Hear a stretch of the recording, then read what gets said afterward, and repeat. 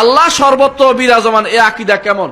যদি কেউ মনে করে আল্লাহ সর্বত্র বিরাজমান, সে হচ্ছে কাফের কাফের কাফের, সে মুশরিক।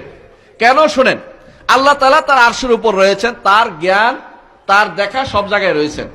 আল্লাহ তাআলা এরা দলিল দেয়, যারা পথভ্রষ্ট এরা দলিল দেয় কোরআন আয়াত দিয়ে। কি ধরেন, ওয়া হুয়া মাআকুম আইনামা কুনতুম, তোমরা যেখানে থাকো আল্লাহ তোমাদের সাথে আছেন, দলিল দিচ্ছে না? অর্ধেক দলিল দিচ্ছে। এরপরে পড়েন, ওয়াল্লাহু বিমা তা'মালুনা বাসীর, কারণ আল্লাহ যা তোমরা করছো সব দেখছেন। খেয়াল করছেন জিনিসটা?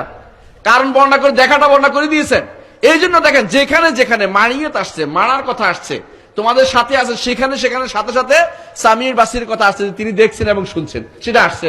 এই জন্য ইন্নানি মাআকুমা, আমি তোমাদের দুজনের সাথে আছি। কার কথা বলছে? মুসা এবং হারুন। এরপরে কি শেষ করছে? শেষ করে না, কি বলছে? আসমাউ ওয়া আরা, কারণ আমি তোমাদেরকে দেখছি এবং তোমাদের সম্পর্কে শুনতেছি। তোমরা কি বলছো সবই শুনতেছি। তাহলে কোরআনে কারীম কখনো পরস্পর বিরোধী হতে পারে না।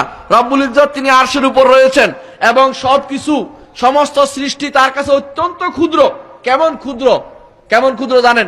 একটি জিনিস মনে রাখবেন, সৃষ্টি কত ক্ষুদ্র।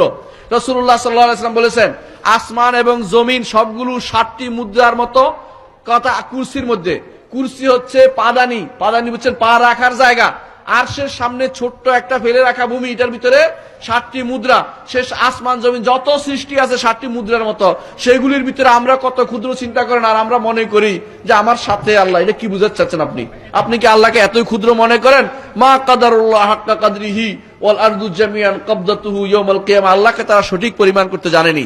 সুবহান রাব্বিয়াল আযীম যখন আপনি বলেন, মহান আল্লাহ তিনি কতই না পবিত্র।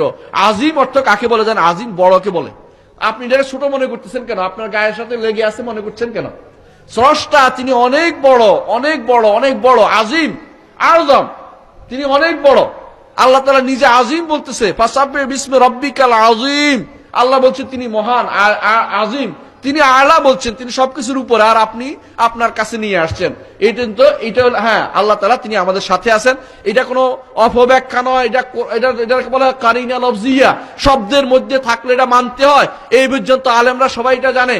যখন আয়াতের মধ্যেই থাকে এটা মেনে নিতে। আয়াতের মধ্যে স্পষ্ট উল্লেখ আছে যে আসমাউ ওয়া আরা ওয়া মাআকুম আইনামা কুনতুম ওয়াল্লাহু বিমা তা'মালুনা বাসীর। স্পষ্ট বলা হয়েছে যেখানে যে তিনি দেখছেন এবং জানছেন, সেখানে অন্য কিছু বলার সুযোগ নাই, অন্য কোনো অপব্যাখ্যা চলবে না।